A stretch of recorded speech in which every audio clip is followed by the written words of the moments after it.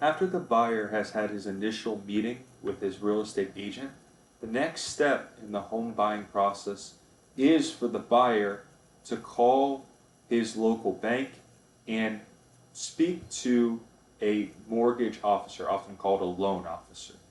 The idea here is that the agent needs an understanding of how expensive of a home the buyer is able to purchase. That is based off of his credit, based off of his current earnings, based off of his assets.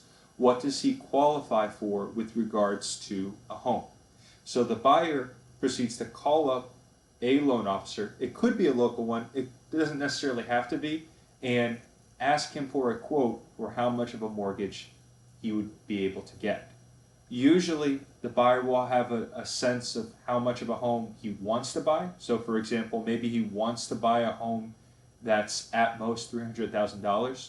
So, when he calls his loan officer, he might ask his loan officer, I'm wondering if I can get pre qualified for a $300,000 mortgage.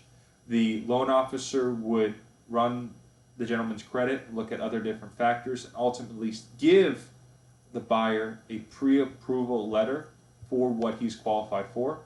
And once he has that pre-approval letter, the buyer can send it to his real estate agent, and that's when the house touring can begin.